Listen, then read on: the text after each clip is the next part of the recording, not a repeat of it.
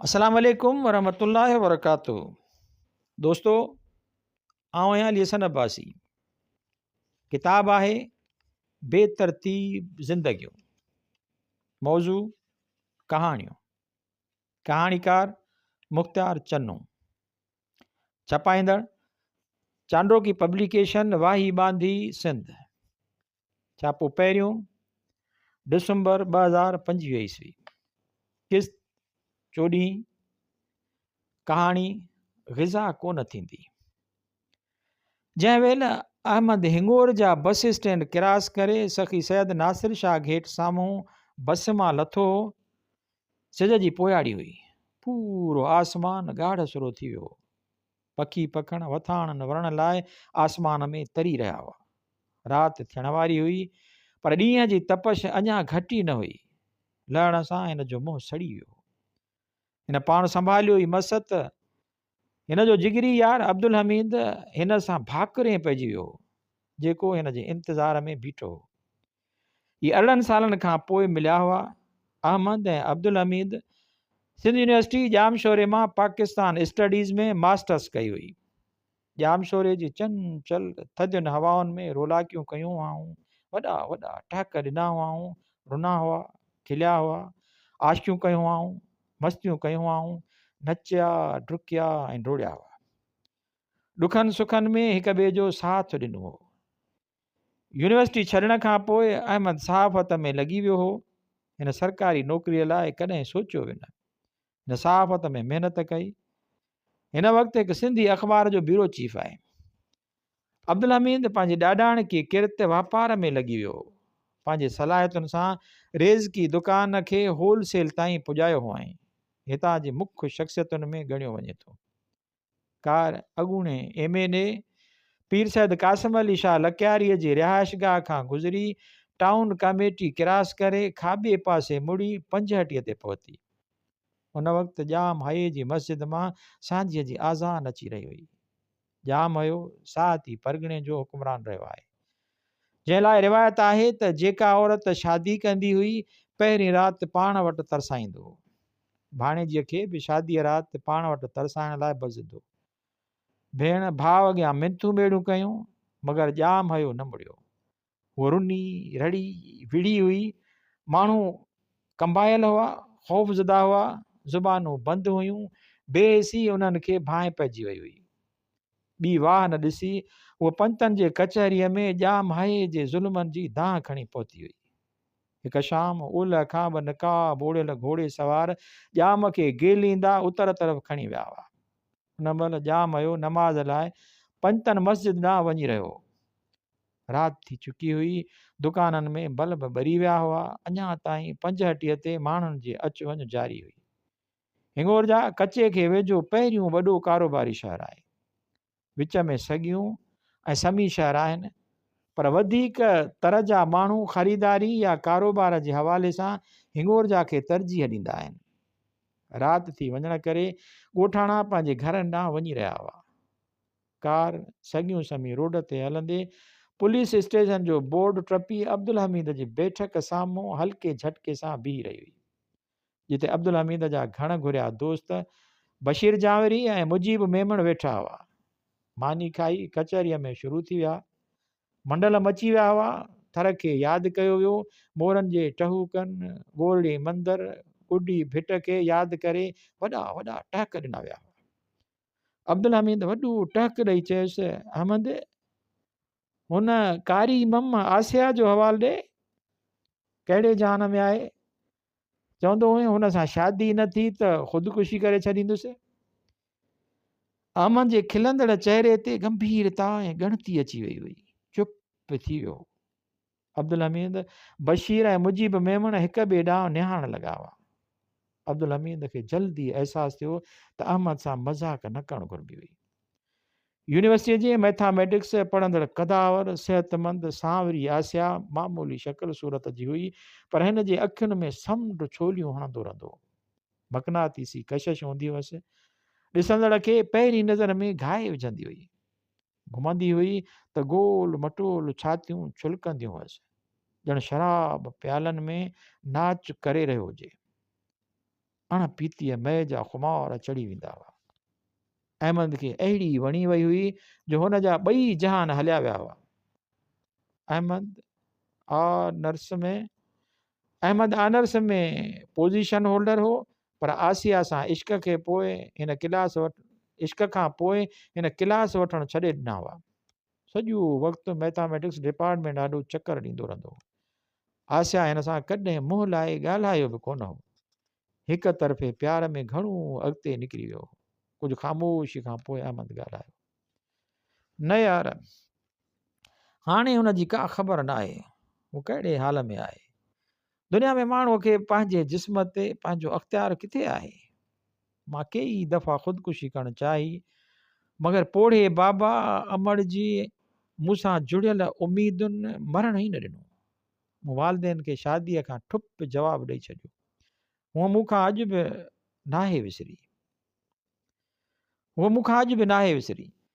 जॾहिं बि थर ते गजगोड़ियूं थींदियूं आहिनि, खिवणियूं खिड़ंदियूं आहिनि, सावण जा मींहं वसंदा आहिनि, मोर नचंदा आहिनि, खुंबियूं धरतीअ जो सीनूं चीरे निकिरी ईंदियूं आहिनि, अक फुलारबा आहिनि, उठे खां पोइ धरतीअ जी ख़ुशबू जो हुगाव चओ तरफ़ खिड़िजी वेंदो आहे। हवाऊं महबूब जियां जिस्म खे चुई खेचलूं कंदियूं आहिनि, मां मुकमिल भुरी पवंदो आहियां। मौत आ जाए ग़ालिब, ये दिल न आए किसी पे। अहमद कुझु वक़्त लाइ ख़ामोश थी वियो। हिन जूं अखियूं अणमुदाए ते मींहं जियां वसी पियूं।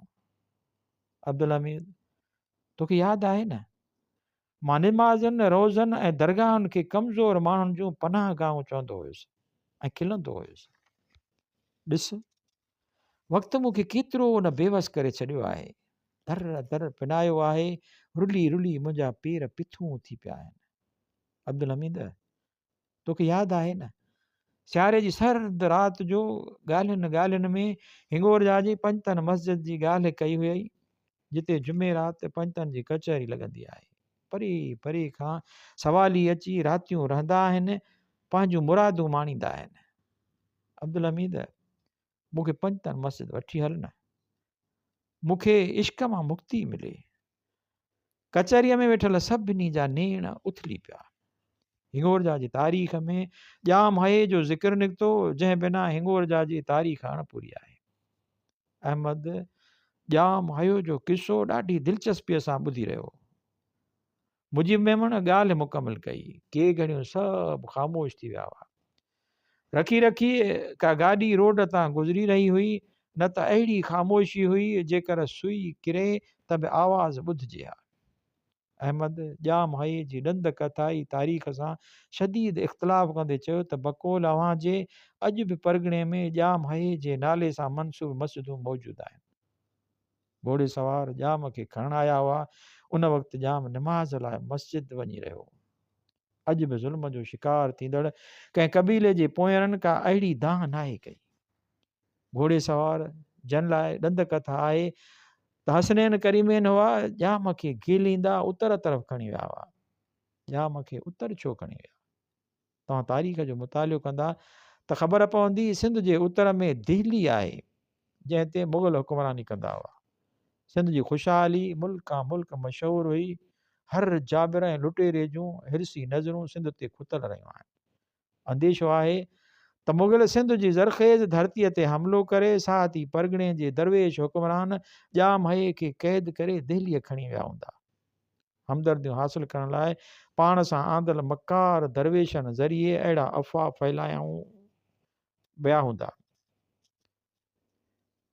अहिड़ियूं अफ़वाहूं फैलायूं वियूं हूंदियूं।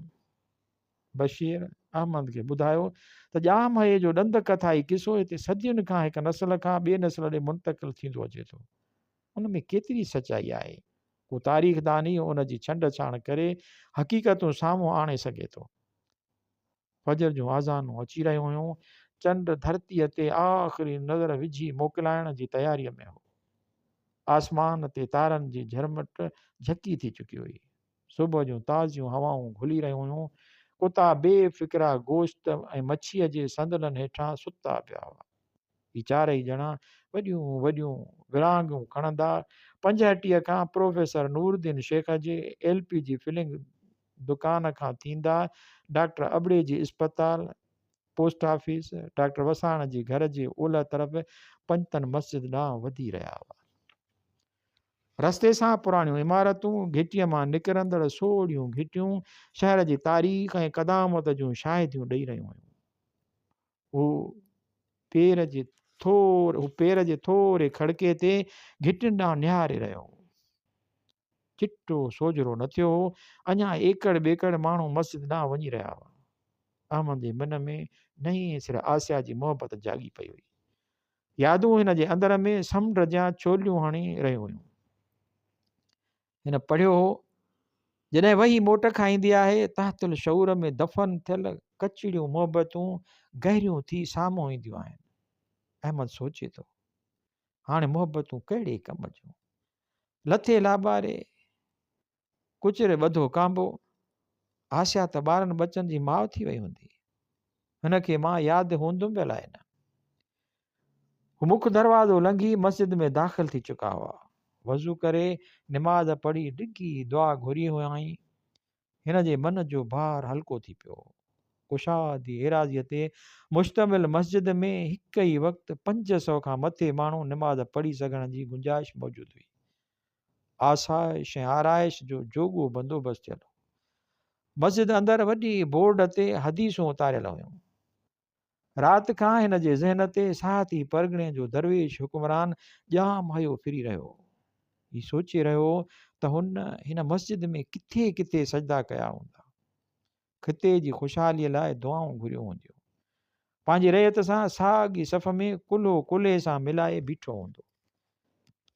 झेड़े जे आवाज़ ते सोचनि जो सिलसिलो टुटी पियो।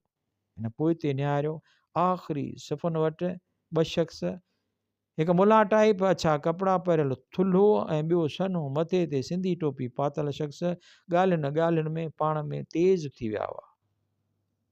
ॾाड़ीअ वारो थुल्हो सनी टोपीअ वारे खे चई रहियो हो त मुंहिंजो ॾोह कहिड़ो आहे, मां त जमायती सम्झी ॾुखिए वक़्त में तुंहिंजी मदद कई हुई, चङाई कई, चङाईअ में हथ था सड़नि, मुंहुं त कोन ॾिनई, भीतर मिलण जुलण बि ख़तमु करे छॾियो अथई।